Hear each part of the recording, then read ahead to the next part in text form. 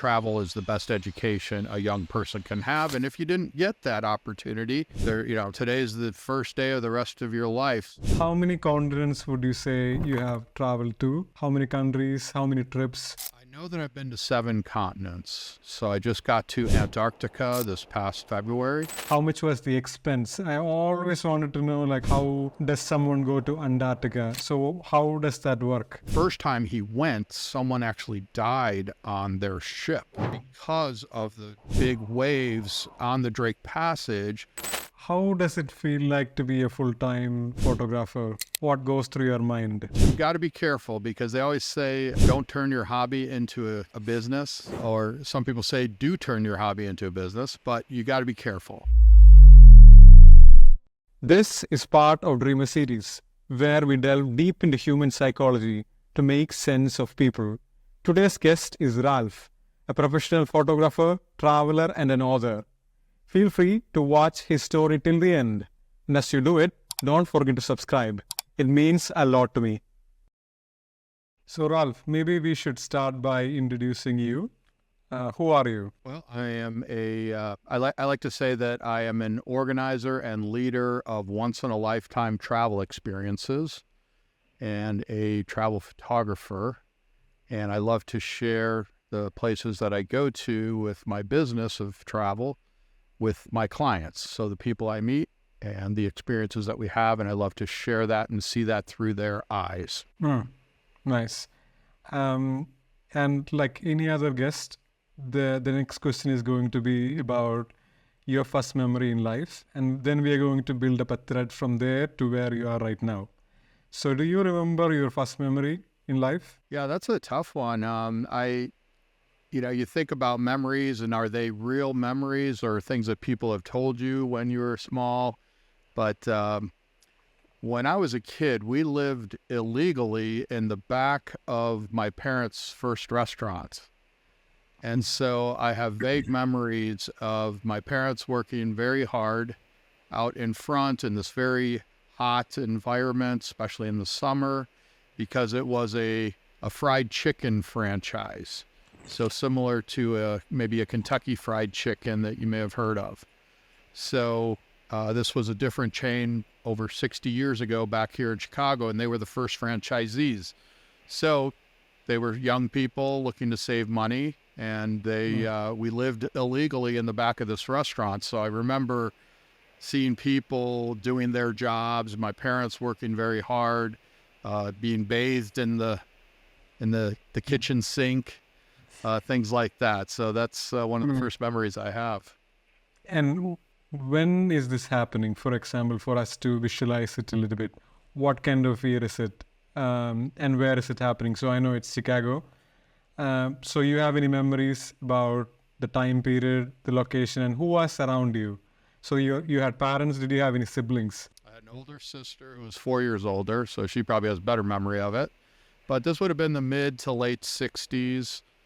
Here in Chicago, and it was a restaurant that was sort of in line in a little strip mall, small restaurant, but my parents were probably 27, 28 at the time, and they were both working very hard in the restaurants, long hours, 7 days a week, also having 2 small children.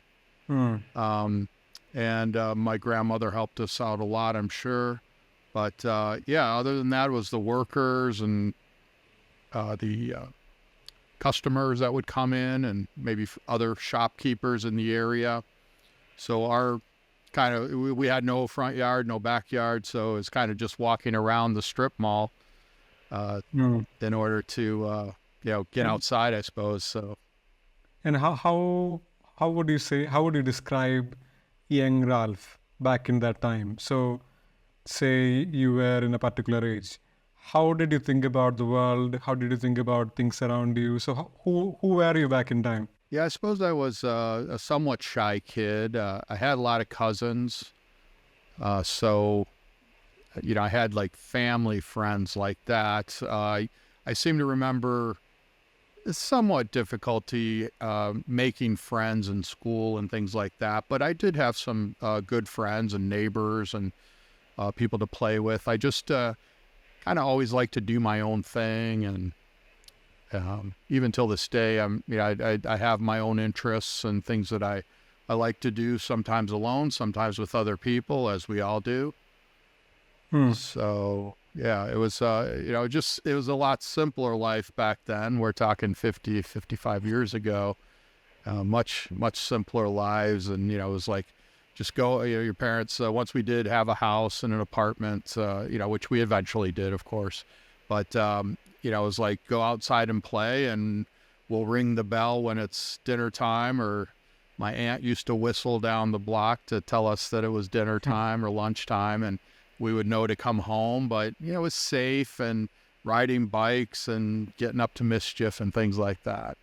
Kind of Yeah, it's more of like a pre-internet time where, like you said, things were not extremely, but simple in a way that people are more connected, more than online.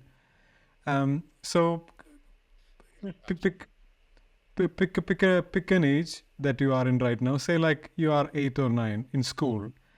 How would you describe you as a person, and what do you want to do at that point of time?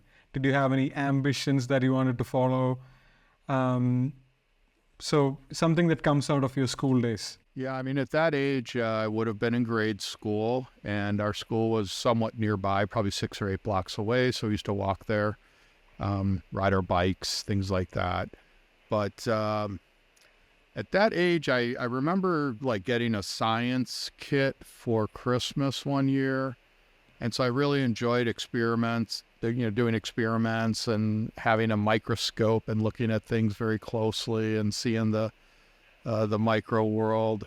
And so I've always been interested in science and earth sciences, which kind of has to do with continental drifter and plate tectonics and all that stuff. I was always very interested in that. I still am, geology.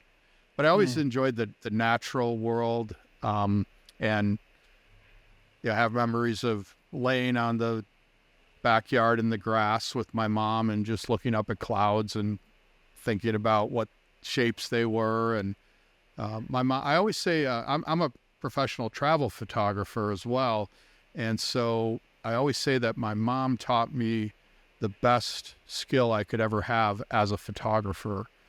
And she's never really picked up a camera in her life, but that was to be curious. So I call it the ABCs of photography and travel, and that is to always be curious.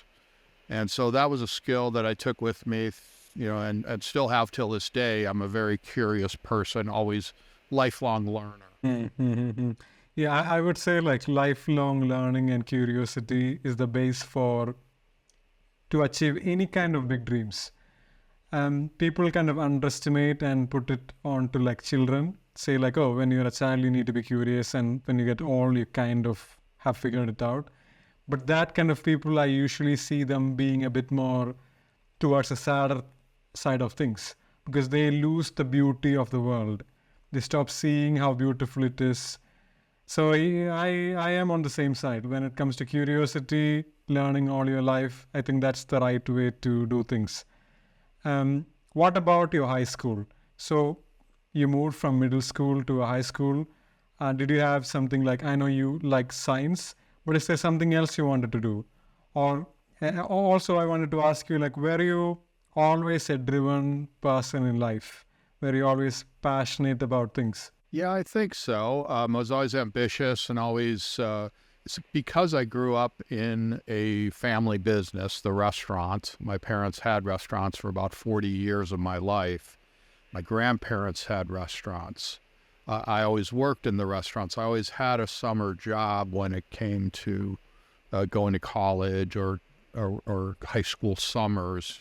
Probably since I was 12 or 13, I always had a summer job. So I was very lucky in that sense. I didn't have to go out and really find one, although I did have other jobs like being a caddy at a golf course and other things like that. Did a lot of painting and shoveling snow. Made a lot of money shoveling snow back in the day when I was 10 years old, making like $50 an hour shoveling snow. Long time ago. That was a lot of money. that's still a good money. It's good time. Yeah, I was always ambitious, and so I went to an all-boys high school that is now been converted to girls and boys, but it was on the North Shore of Chicago, a very nice area of the Chicagoland area, and these are the suburbs that are near to the lake and pretty pricey. So this school attracted a lot of boys from this region, the Chicagoland area. And so it was hard to move away from my friends that were going to the local high school that was boys and girls, that was right in my own town. But my parents wanted to give me a better education, and it was a Jesuit high school. But what I loved about it, and I still love about it till today, because I'm still very good friends with many of the kids from back then, is that it introduced me to another part of the city, or the world, really. Back then it seemed like the world was just a half hour, 45 minutes away. And so now I've got a whole new group of friends that I'm still in touch with, many of them today, and it introduced me to a different part of life. But even more importantly than that, it introduced me to travel. And it was in high school that I first started traveling. And in the summer when I was 15 years old, I studied for a summer in Spain.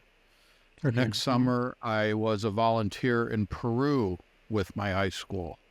The next summer, I was a volunteer in Venezuela with another group that I met through my high school. And then the following summer, 4 years in a row, I was in Mexico City studying Spanish. So it really got me hooked on travel, photography, and so it introduced me to a whole new world, literally. I think you studied in a very good school. Like to go for exchange and to actually move to a different country from a school, and that too back in time. I think it's in many ways it's a lot of luck for children to like have that kind of exposure about the world and different cultures. And I think kids who travel a lot end up being adults who's much more understanding of the world. It's a pattern I see. Like when kids are only, taught in a single place, and the parents doesn't travel, they end up being very caged in their thought, very particular about things. But when kids travel around and they pick up things like, oh, there is other kinds of people around the world. There is all this kind of different topography, different kind of land. And then they come back, they are more wider in their imagination.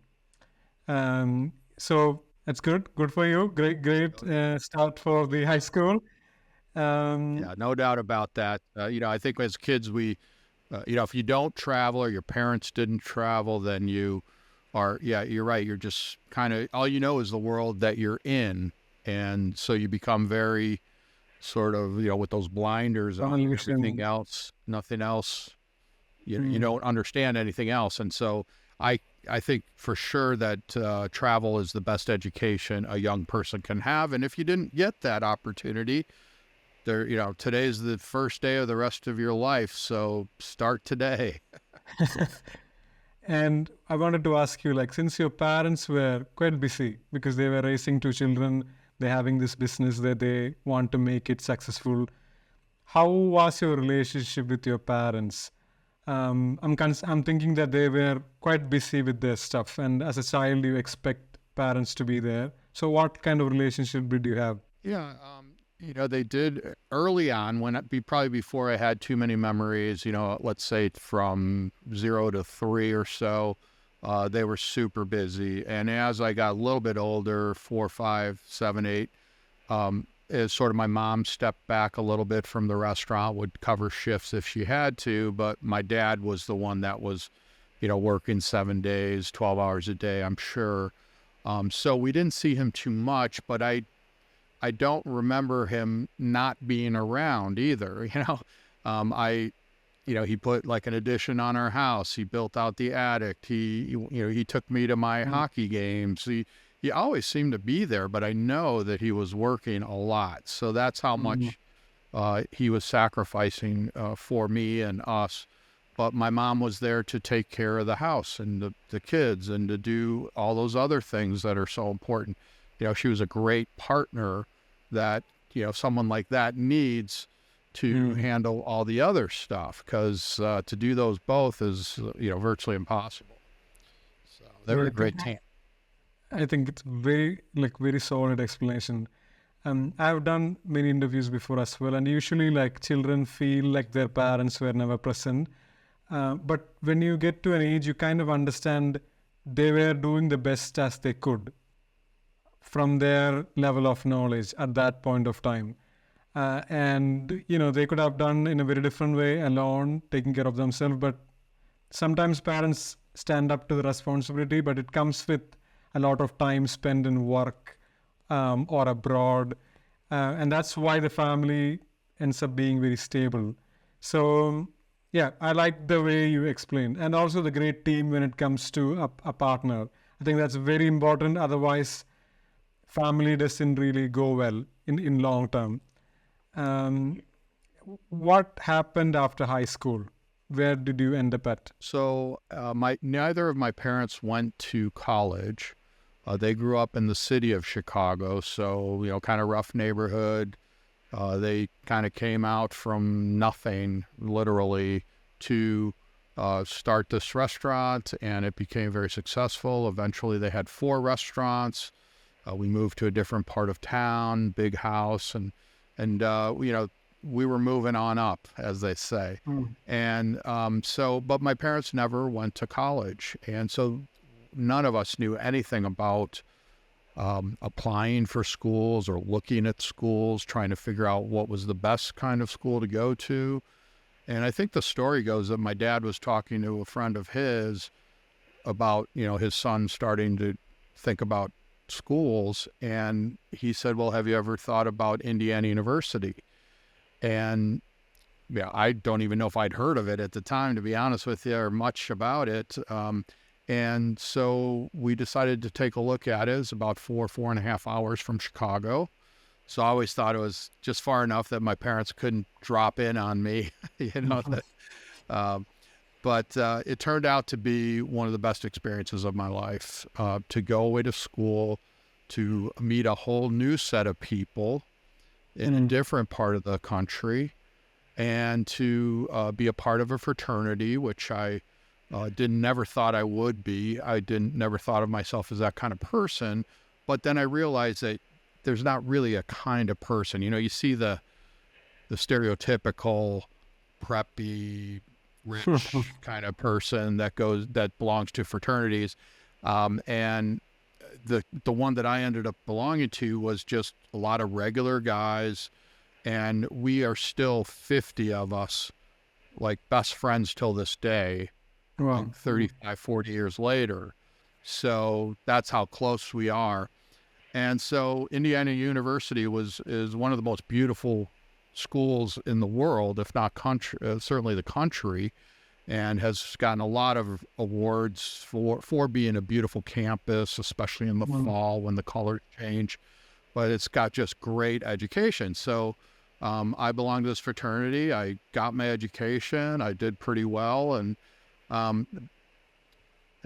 so college was a great experience. So yeah, I realize that today a lot of kids don't feel like they need to go to college, but I think it's just a great way to grow.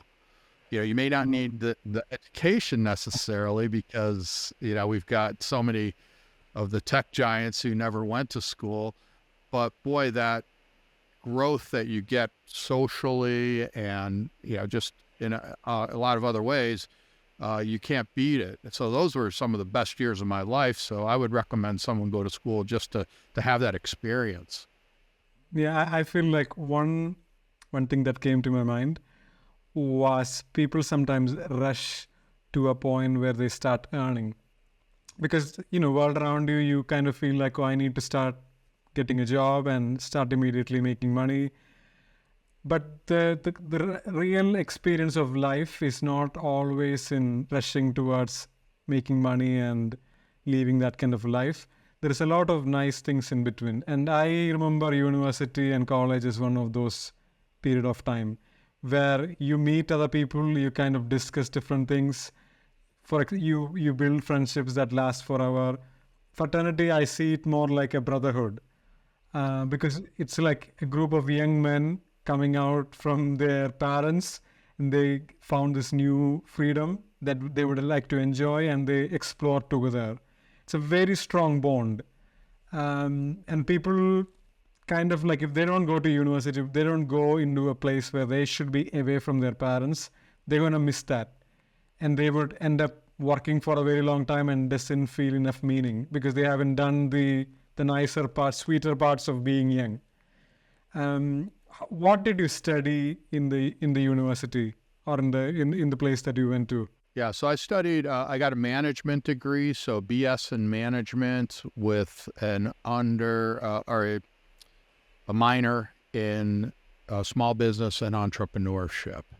So I knew from probably since high school and the fact that I grew up in a family business that I wanted to work for myself. I couldn't see working for, I don't know, Procter and Gamble or one of the big companies at the time.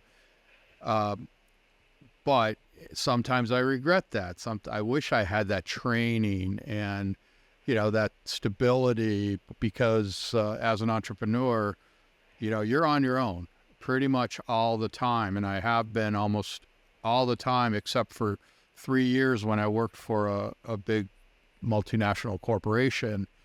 And I'll be honest, it was probably the worst 3 years of my life. But I made more money and, it just wasn't a good fit. So. So what happened after your studies in uni? Where did you end up at? So during college, I I had that summer in Mexico City. That was, I think, between freshman and sophomore year. I had already been to Spain, Peru, Venezuela. So I had this travel international thing in my head. We had a family friend who had an import-export business. And so I'm like, how can I make money from travel? And so he was always flying around the world, getting new products and selling them to other people. And so he took me under his wing a little bit and, showed me some of that stuff. But he was doing products that I couldn't get excited about. And so, I still wanted to do something on my own. And like I said, I couldn't imagine working for a big corporation or being a consultant or something. But when I was getting ready to graduate from college, my dad was telling me that he was looking at a local restaurant in our hometown that was for sale. And it was a small Chicago hot dog stand. And when we say stand, it's not like a cart outside. It's at 27 people. It was a restaurant. But it was a place that had been around for like 16 years, and I had gone to when I was a kid. So I knew it. Everyone knew it. And he was looking at buying it. And I said, well, what do you think if I bought it? And he said, great, let's look into it. So we did, and I ended up buying that restaurant, and that was what I did right after college. So that was the start of my, entrepreneurial journey. And the first restaurant that I owned of two, I had one later on. So the question that might appear in someone's mind would be like, you just passed out of the university, you finished your studies. How were you able to buy a restaurant? So what was that process? Yeah, it was fairly inexpensive. My dad co-signed the loan for me. My parents did. And so that was pretty easy. So I guess he just guaranteed the loan. And it was a going restaurant. So it's not like I had to open it up and you're not making money for months or years. So it was a going concern, and I was making money from day one. So that's how, he was willing to guarantee the loan, because he saw what the cash flow was and that it could pay for itself. So that's okay. And how was your experience being an entrepreneur at that age? And what age are you at this point? This is 21, 22, 23 years old. Quite young. And then you kind of own a restaurant. You need to make sure this is going to be successful. how did you handle that kind of stress? Or if you had any stress, because some people don't feel the stress. But how did you feel like to be an owner of a restaurant? And then how did you handle it over the time? Yeah, I mean, it wasn't easy. It was a small place, so it wasn't a huge restaurant with lots of servers and employees and big nut every month. But it, in its own sense, it was a lot of pressure to be a 21-year-old kid, just getting out of college, having this loan that your parents co-signed for you hanging over your head. And so it was an early education in what it's like to be a business owner. And, not a lot of 21-year-olds have their own businesses like that. Maybe you got a little side window washing business or something, but not an actual restaurant. So it was a lot of pressure, and it did well. I was lucky it was pretty much a Monday through Saturday. Wasn't your typical breakfast, lunch, and dinner 7 days a week. Sundays were off, but those were the days that you did everything else for the restaurant, cleaned up or painted or fixed things. So it was a hell of an education at that age to be on, to have your own business, have employees, responsibilities. So yeah, that's. And what happened? And what happened with the with the venture? And also, what was the next step that happened in your life? So I ended up selling the place to my cousin who was working for me. After about 2 or 3 years, I sold it to him, and he continued it for like another 5 years. And then he sold it to some friends of ours. So the restaurant stuck around for probably another 6 or 7 years, and it's no longer there, unfortunately, but it was a great little moneymaker, and it had great food. But I eventually said, before I do anything else after I sold the restaurant, I said, I want to take a round the world trip. And so I decided to spend what turned out to be 5 months, literally bought a round the world ticket that would, could fly around the world. And I went to 15 countries on 5 continents over 5 months by myself. And Wow. so that was another great thing about, my travel experience. And then 24 years old doing that. it's amazing. So you were 24 and you took a 5 months around the world ticket. And how did that ticket work? I mean, I don't know if it still exists. Is it like an airline and you kind of like pay them in a sum ahead for everywhere they are flying? Yeah. So there's different ways, but back then the ticket I remember specifically was $2,400. It was on, I think, American and American Partners, American Airlines, and you had to fly west, one direction. You could only fly one direction. You couldn't backtrack. I could have added on South America for $600 more, but I didn't. So I just flew west, and I started in Los Angeles, and then Hawaii, Fiji, New Zealand, Australia, China, Thailand, and then Europe. And so I just kept going west, and you would make your flight arrangements whenever you were ready to move on. And this is before the internet, before cell phones, practically before the wheel. And so it was a lot more difficult to get information, do planning, things like this. This is 1988. So that was another great education. But then today, maybe about 8 years ago, I looked into round the world tickets, and they were still $2,400.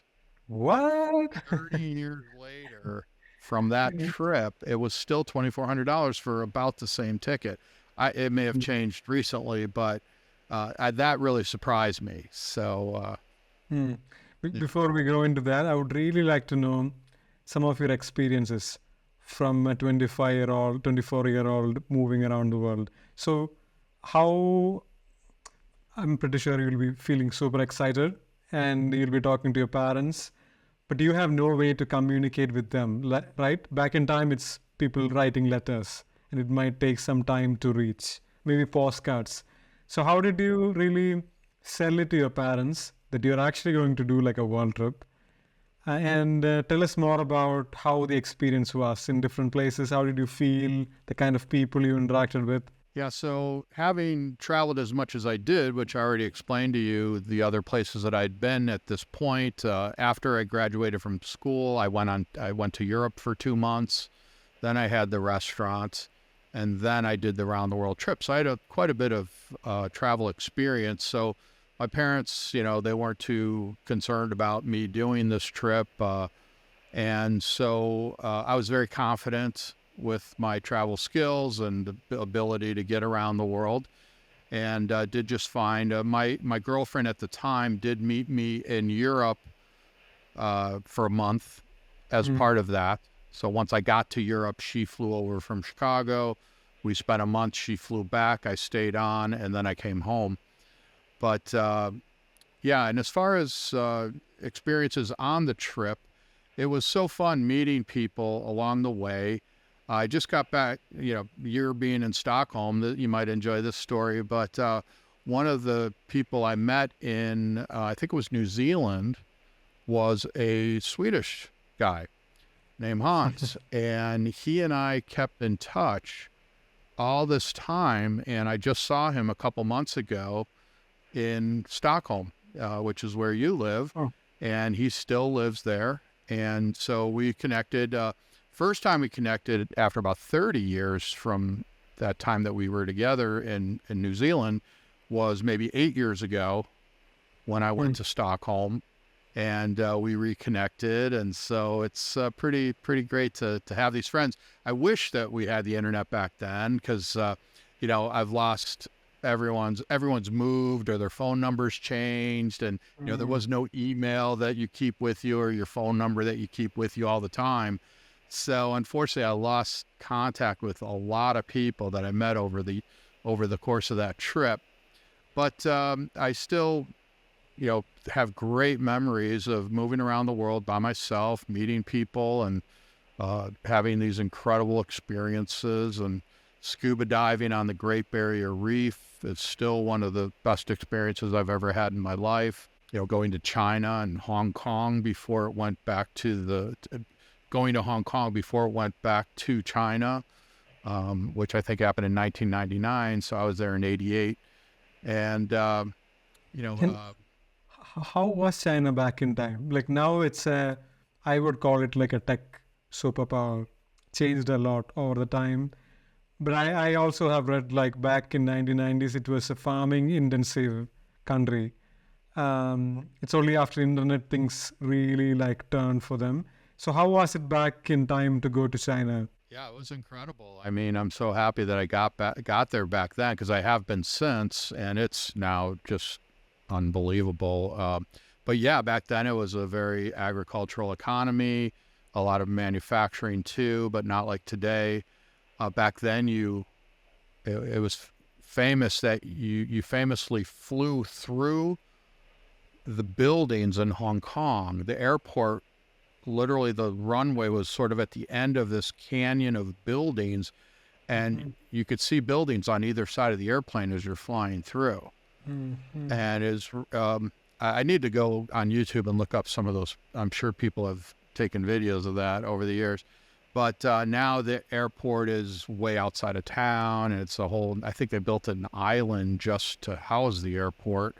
It's absolutely state of the art now, but really cool to be there then. I stayed, I remember, for $12 a night at a place called Chungking Mansion, which may or may not still be there, but there were these little, one room things. Maybe the bathroom was down the hall or something.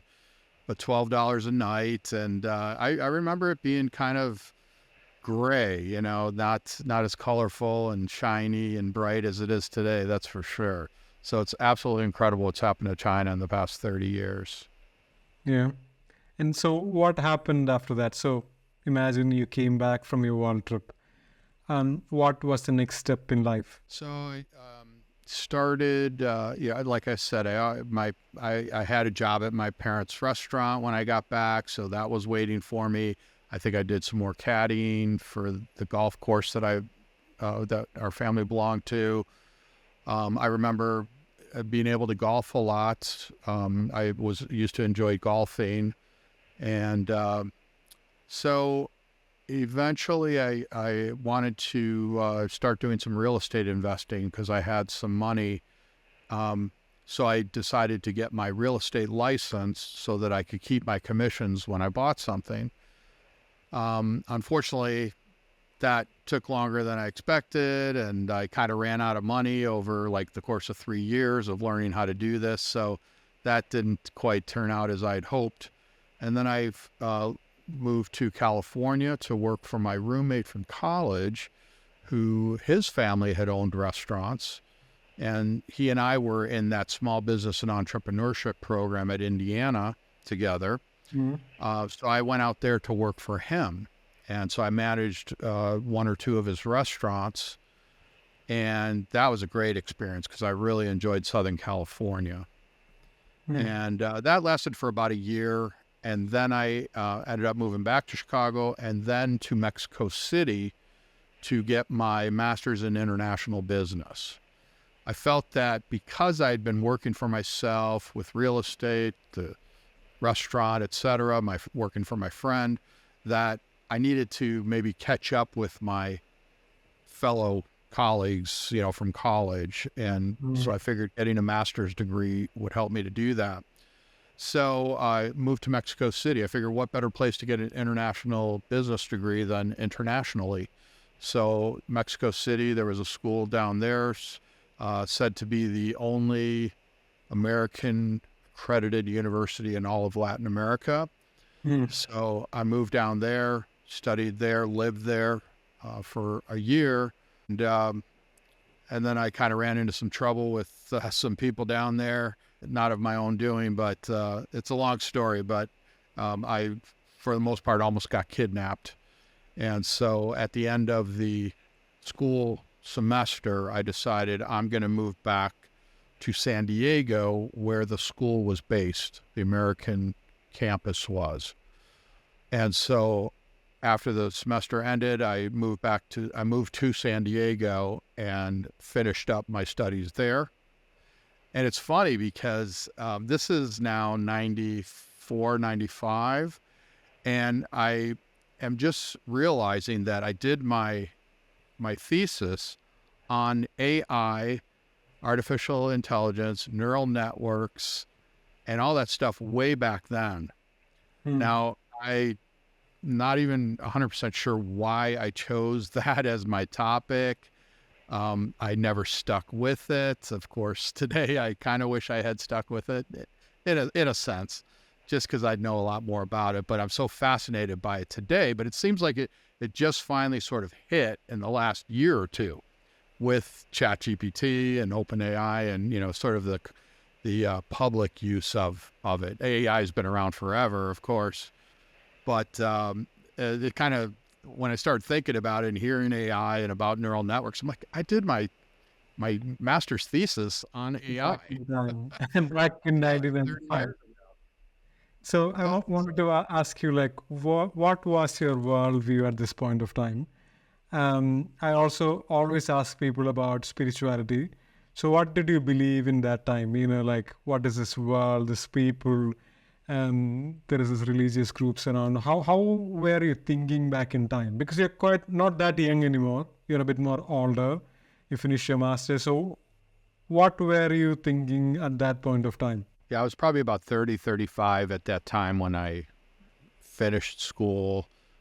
Still lived in San Diego, was there from 94 to 99. I was sailing a lot. I was a member of several championship sailing teams in San Diego. But as far as spirituality, I grew up Catholic, went to a Jesuit high school, went to a Catholic middle school, or what do you call it? We call it junior high, 7th and 8th grade. And, but and I was pretty religious back then, I suppose. But as I grew older and I was getting more into science and studying and reading things like Cosmos by Carl Sagan and other people, scientists, following it more and more, I came to realize that, I didn't believe in God. I didn't believe in, some human that died and went to heaven and came back, and I don't even know the story anymore, to be honest. But I believe in spirituality. I believe in something higher than us, but nothing that we could ever explain, at least not now. And every religion is created by people, and so that just goes against my belief. So, but I do believe that there's something much bigger out there, and maybe it's just science. I don't know, but so very interested in that. Yeah, I feel like most people mix religion with spirituality, but it's two different things. Religion, I would say, is human-made, and they made it for not just searching for this meaning, but also to control groups as well over the time. It's been the common story. Spirituality, I would say, is more like seeking for true nature of the universe. And it's very complex, and it's not very like human-like answers. It has its own thing going on. It's very personalized. The way you see about how the world works is very different from someone else. And that's the beauty of it as well.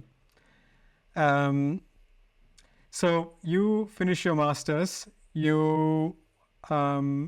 and what was the decision after that? So you caught up with your friends, I hope. And then you had to move back to US from Mexico City because of problems that came not from your doing. What happened after that? What is the path you choose? So I graduated about 95. I stayed in San Diego till 99. I worked for there was a group of university administrators that used to work for my university that I just graduated from, that were putting together a similar type of international university. And so they hired me as I think it was director of business affairs. And that didn't happen. It was way too much money to start this school, and too much paperwork and stuff. So I ended up working for a small company in San Diego. Actually not, it was a division of a Fortune 500 company based in Chicago. And I thought that this was a chance to use my international business degree, because I was going to be working under the vice president of international, I think it was. So this was an electronics firm that was, they did leasing for semiconductor fabs, the fabrication factories. And so unfortunately, in like 6 or 8 months, this man, I think, was moved to a different position. Mine was eliminated. They were kind enough to want to keep me on, but they put me into a finance role, and it was completely out of my ballpark. And so it was very, very, it was a bad fit. It was nice of them to try to keep me on and give me another position, but it just didn't work out. So like I said, it was probably the worst 3 years of my life, but I learned a lot. And then I ended up moving back to Chicago, and I found a restaurant in the city, Chicago, downtown. And so it wasn't a going restaurant, but it had been a restaurant. So it had the foundations of a restaurant. So some of the equipment was there. It wasn't going to be like starting from an empty shell. So then I started this restaurant called Delicatezza, and I ran that for 3 years. And then I was coming up to the end of my initial 3-year lease, and I had to decide if I was going to sign for another 5 years. But now this was 2001 to 2004, and we all know what happened in September of 2001. We had the 9/11, and I just opened in May, so maybe 4 months before that. So here I am in the heart of the second city of the U.S., and everyone thinks that the Sears Tower is next, and we're gonna have more terrorist attacks. And so business went way down. And here I am, just struggling to stay by anyway. So I introduced catering. And so catering kind of saved the business, because catering, of course, is where you're serving big groups of people, and you only deal with one person that, typically, secretary or someone that, we need 50 lunches or 100 lunches for a group meeting. And we would put that together before our lunch even happened. I'd run it over there, come back, and then do business. So I can make $1,000 or $1,500 before lunch. And so it just wasn't quite enough to save the company. And so if you want, I can continue from there, or feel free to ask anything. Yeah, so I would like to know, again, what happened after that? Where did you... I can see that you pivoted a lot over the time. You tried a lot of different things. And since your childhood has been around business and restaurants, you always, I felt like from the way I listened to you, you always felt safe. You felt like you kind of know the business. Worst case scenario, I go there and I have the experience and knowledge to, work through that. So you always went back when you felt like, okay, I need to take a decision right now. Then you're like, worst case, there is restaurant business I can go to. So what happened after the second restaurant? What is the next thing that you went to? Yeah, and the truth is, I've never been married. I don't have any children, and so I never had to think about a family as far as, I only had to think about myself surviving. Had I had a family, things probably would have been a lot different, I'm sure. So at the end of my 3-year lease, I had to decide, was I going to sign for another 5 years, or was I going to sell the restaurant and do something else? Now, around 2001, 2002, I would call it the dawn of digital photography. And that's when these new digital cameras were starting to come out, like the 1 megapixel cameras that you probably remember back then. I don't know if you would. Yeah. So I started thinking, boy, I bet people would pay someone to teach them how to use these new digital devices, because they were brand new. We didn't have cell phones. We only had film cameras up until that point, more or less. So I started thinking about creating some walking tours and things. Now, just a quick step back, what I did at the end is I literally took a yellow pad and I said, what are the things that I dislike about the restaurant business? Well, I don't like that I've got $5,000 a month in rent. I don't like having to have employees that, will quit on me to go make 50 cents an hour more somewhere else. I'm selling something that people are putting in their mouths that could make them sick. I come home smelling like a French fry every night. All these negatives. So I said, what are the opposite of those things? And I said, I want to work from wherever my computer is. This was like pretty new to laptops weren't around that long, I guess. So I want to work wherever my laptop is. I don't want to have employees. I want to take a shower before work, not after work. And, and I didn't want to have employees. I want to sell something that, people aren't consuming and could make them sick. So I started thinking, okay, well, maybe people will pay me to teach them how to use their new cameras. And I could create some walking tours where we could go out and actually photograph and look at those photos and teach them, how to have a better photographic eye. And then I realized that Chicago probably wasn't the best place to do that because of the winter, and, the season would be fairly short. And so I ended up moving back to California to work for another friend of mine, and I became a financial advisor. He said, why don't you get your financial services license and become a financial advisor, work for me? So again, my own business, right? Because you're working for someone, but it's your own, you eat what you kill, as they say. So I ended up doing that. And in the meantime, so from 2005 to 2008 or so, I was in the financial services industry, but at the same time, I was starting my photography business, and I was teaching at the local community colleges, the local city of Newport Beach or city of Orange, different adult education type programs. And that was the foundation of what came to be Continental Drifter today. And how did you shift from financial services, what you are focused on, to a full-time photographer, a full-time artist in a sense? And what was that shift? What did you think about, and how did you mitigate the risk? For example, finding people to kind of enjoy your work. So what was the thinking? Well, there wasn't a lot of thinking because we all know what happened in September of 2008. We had one of the biggest financial crises in the world since the Great Depression. And here I am, a financial advisor, a new one, just starting out, even 3 years in. It takes years to build a business like that. And the next day, even my boss, who had been in the business for 25 years, his business went down 90%. And so it was that next day after the financial crisis, I believe it was September 29th, 2008, that I went full time into organizing, leading tours, teaching photography. And I can point to that exact date because of that, because here I am, a brand new financial advisor, and we have a financial crisis.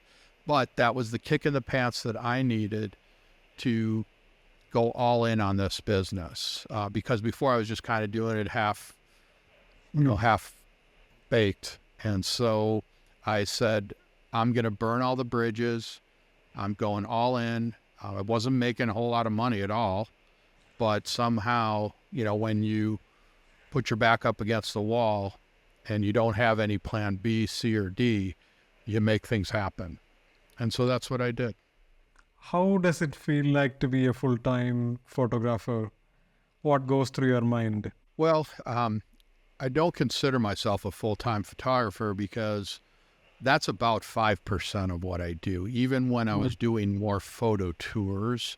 Because I started out thinking I wanted to lead photo workshops where it's, let's go to these wonderful places and we'll do photography all day long and image reviews at night and photo walks and one-on-ones. And I realized very early on that wasn't exactly what I wanted to do. It was too much photography. Every meal talking about photography and cameras. And for me, it was just not my gig. So I wanted to create something that was somewhere in the middle. So it was partially about photography, but it was also about travel and culture and food and these other interests that I had. So if I was going to keep my interest, I needed to make a shift in my type of business that I was creating. So so I was saying that, probably 5% of my job was actually photographing. The other 95% was all the planning and the behind the scenes stuff that people don't see or think about in order to be able to do those things for 5%.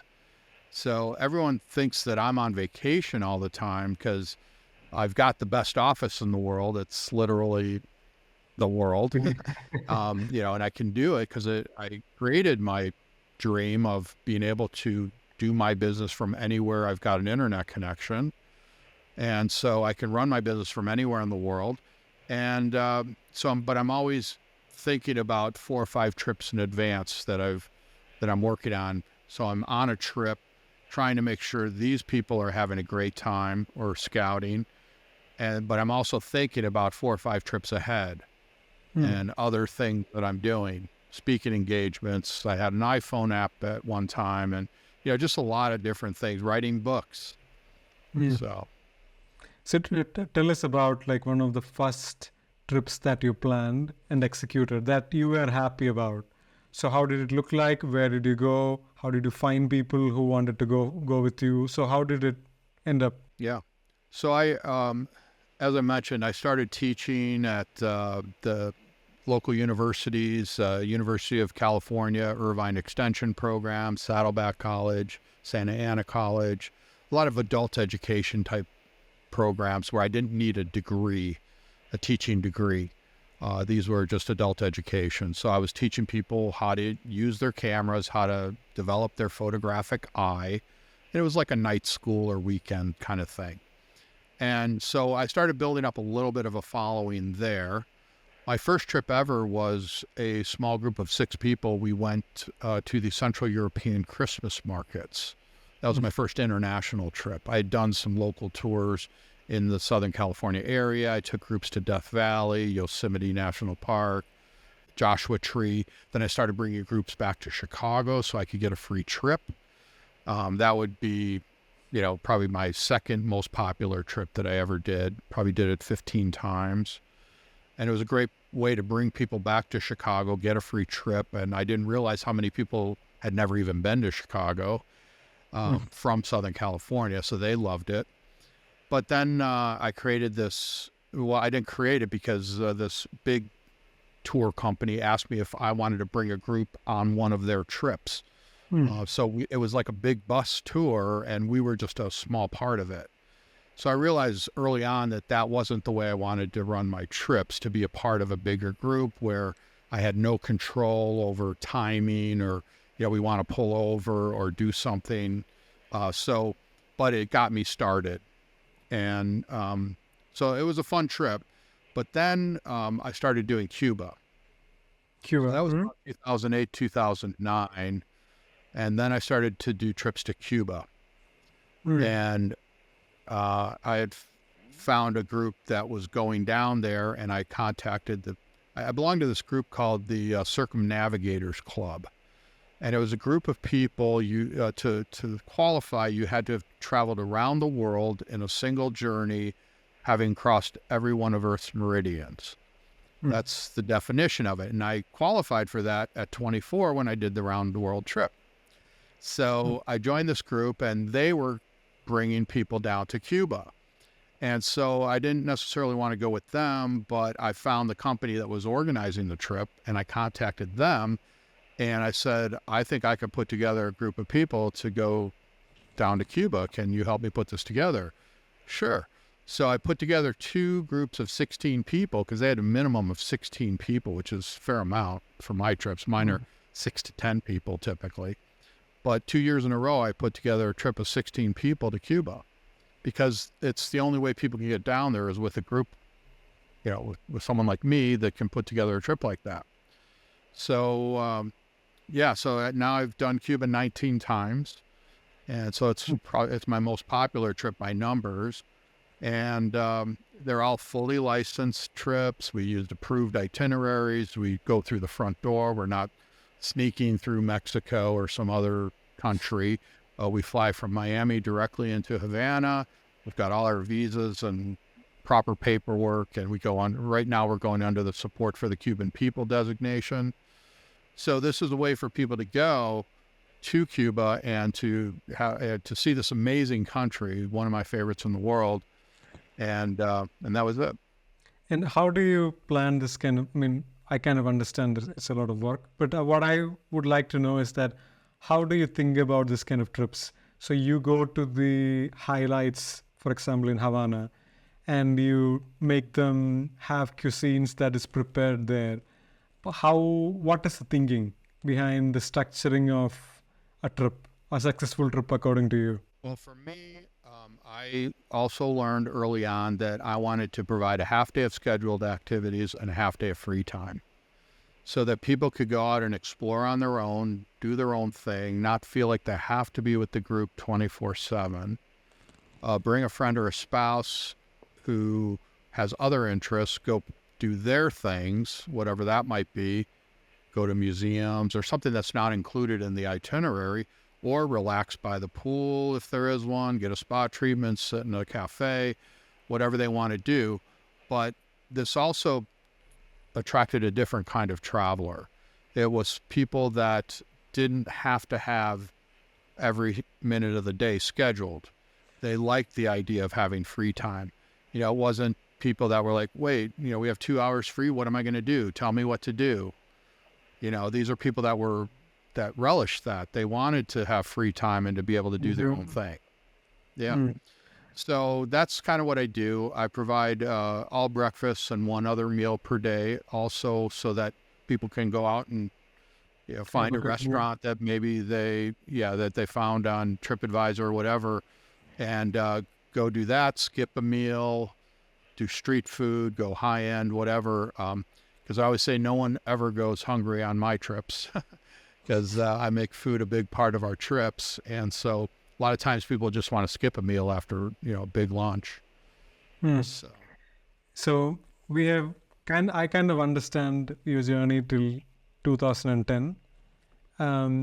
So fast forwarding to now, during that 10 years, what were some highlights? I know you have traveled extensively to almost everywhere someone could travel. Could you tell us a few places you have been to and some of the experiences that kind of stick to you? yeah. Well, some of my favorite locations that I've been to are Cambodia. Cambodia is a wonderful place that just wonderful people, great food, interesting scenery, nice hotels. You've got Angkor Wat, one of the most famous religious sites in the world, the largest religious site in the world, they say. So it's just got a lot of great things. And India. India is another place I've been 5 or 6 times. Wonderful place. Photography, just off the charts, incredible food, beautiful hotels, very interesting culture. And so great place. The other one is Republic of Georgia, which is one of my favorite countries. That's over by the Black Sea, and Russia, Turkey, Armenia. That's a beautiful country. They say the oldest wine culture in the world.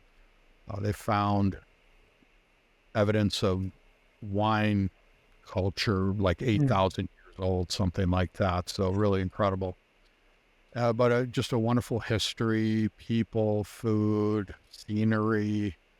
So those are some really ones that stick out. Spain is one of my favorite places since that first trip when I was 15 back in high school. I speak Spanish, and so it's one of my all-time favorite places. Just beautiful hill towns and history, music, food, beaches. It's got everything. So How many continents would you say you have traveled to? How many countries? How many trips? Just to understand the kind of extent, like the scale of things. Well, I know that I've been to 7 continents. So I just got to Antarctica this past February. That was another very impressive place. Really, really incredible. Just so serene and quiet and natural and pristine. No airplanes or contrails or man-made structures. It's just nature. So that was super impressive. One of the most impressive trips I've taken in years. As far as how many countries I've been to, I don't really know. I kind of stopped counting years ago. But I've got to think it's in the 70s. I've been to Cuba 19 times. I've been to a lot of places over and over again because, when I have a successful trip, I want to keep running it. And there's places that I want to go back to over and again. So I haven't been to, there's something like 190 some countries, so I'm not even close. But to me, it's not about quantity, it's about quality. And so I've done a deep dive into a lot of different places, being able to go back over and over again. Romania is another just unbelievably beautiful country that I love, and I've probably been there 6, 7 times. I mean, still 90 is a lot. I wouldn't say it's a small number. It's a lot. And also you, like you were saying, you are not on vacation. You are building a business. So I understand. I would like to ask, how much did you lead a team to Antarctica? Did you go visit there? How much was the expense? I always wanted to know, how does someone go to Antarctica? So how does that work? Yeah, you don't just go there on your own or put a trip together yourself, even if you own a ship. So I had been following this company for a long, long time that'd been reaching out to me to bring groups down on their ships. Finally, came to a point where I was like, yeah, I'm going to look into this. And the reason I wanted to do it with them is because they fly down. So we meet in Punta Arenas, Chile, which is way at the southern tip of South America, more or less. And then we fly less than 2 hours to the continent.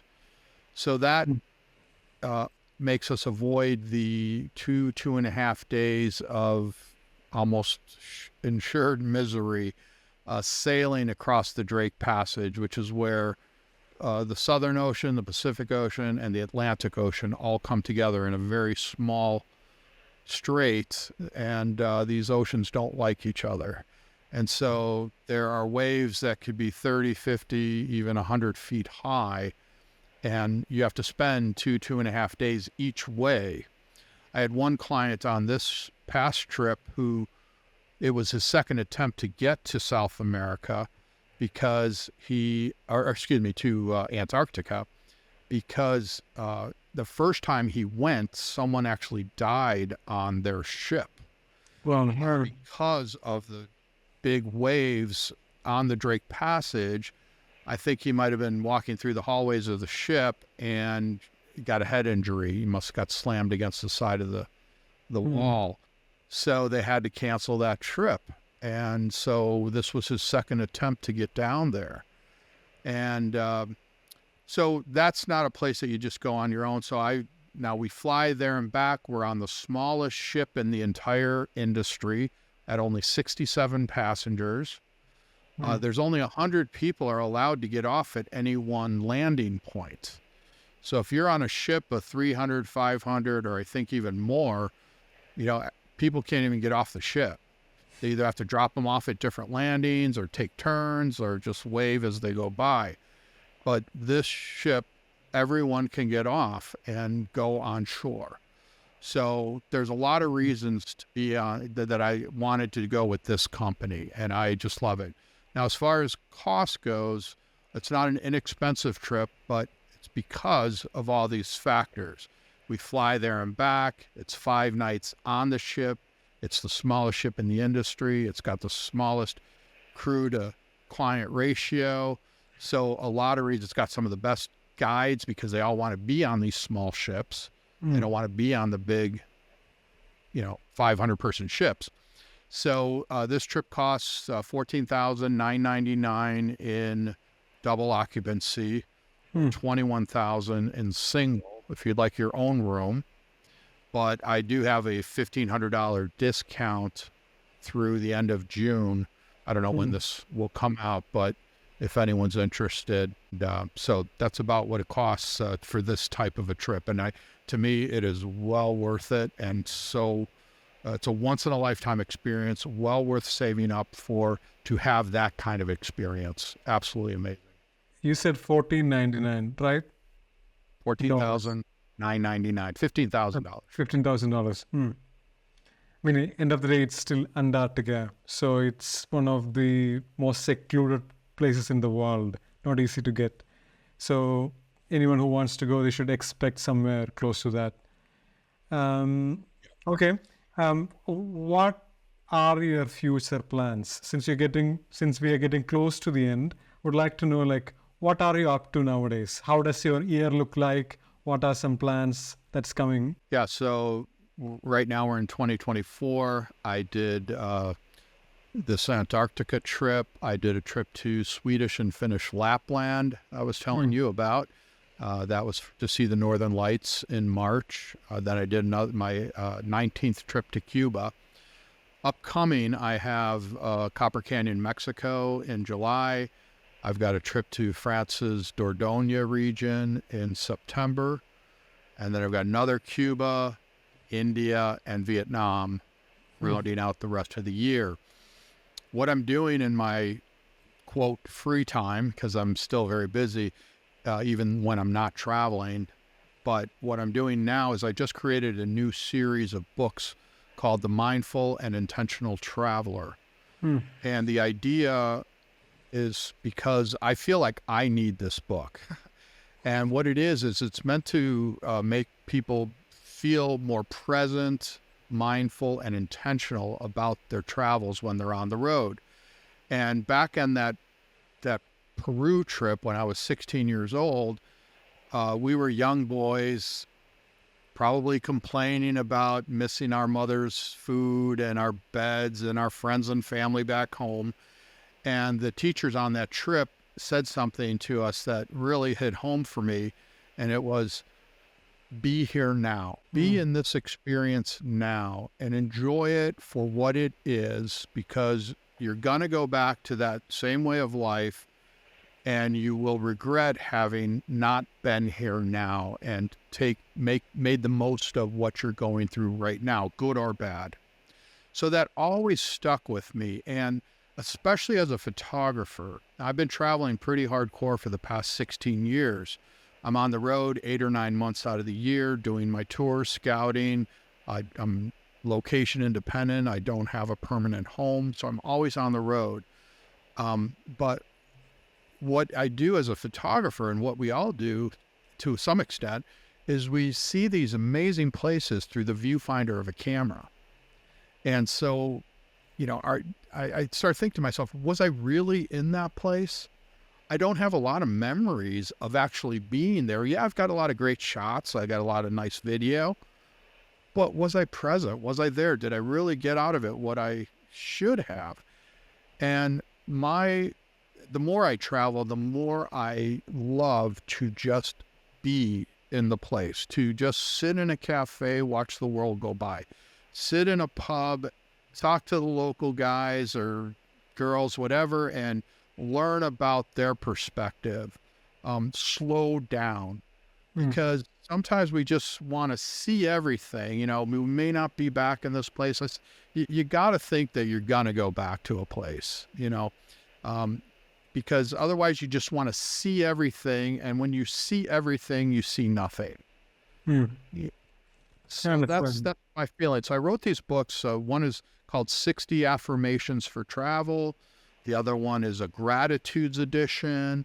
It's got adult coloring pages, crossword puzzles, and other puzzles about travel, word searches, and they're prompts. So it's a journal. So it's meant to keep you busy, whether you're sitting on an airplane, flying somewhere, sitting at home, being an armchair traveler. But the idea is to be more present, so then you'll get more out of, all this money that you're spending on this trip.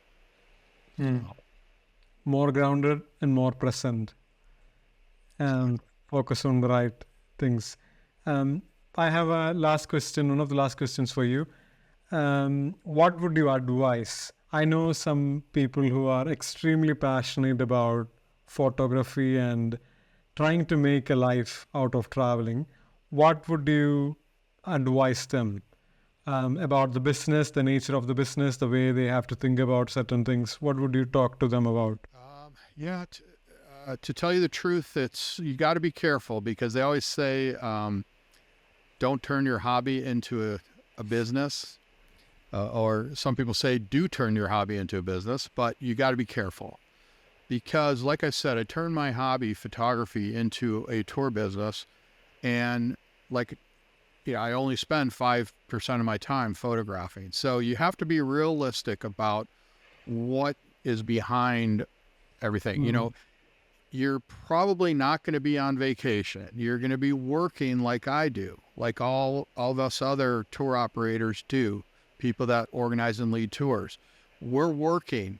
Now, again, we've got the most beautiful office in the world, which is the world, but, I'm not always present. And so, and I often regret that. So if you can, it's hard to get someone else to lead a tour and just be a participant of it, because oftentimes the money's just not there. But, I wouldn't change this job for anything else, and people aren't going to feel sorry for me, but it is a lot of planes, trains, automobiles. If you don't like planning, details, organization, probably not the right business for you. But, photography, as far as like selling images, I think those days are pretty much gone. Unfortunately, now everyone's a photographer. I think our level of what we think is good photography has gone from here to way below. Because now everyone's some sort of a photographer. So, really think it through. But if you decide to do tours, always have a special interest in mind. So mine was photography. So I built my tours around photography. For someone else, it might be language or food or shopping, some kind of what I call special interest that you can build your trip around. Antiquing, any interest that you have, there's going to be other people who have it. And if you could build a trip around that, that could be a great way to get paid to travel and to, but again, just be realistic about it. Thank you. I think you have made the podcast very authentic. You talked about things openly. That I'm very appreciative of that. We have come to the end of the podcast. I do know that you have a YouTube channel, and I have checked it before. I think the videos are beautiful. So whoever is watching this video, please check out Ralph's YouTube channel and also his social media handles, which I would be putting in the description. And check him out, see what he's up to. And that's kind of the end of the podcast. Thank you for spending the time, Ralph. My pleasure. Thank you so much. It was a great conversation.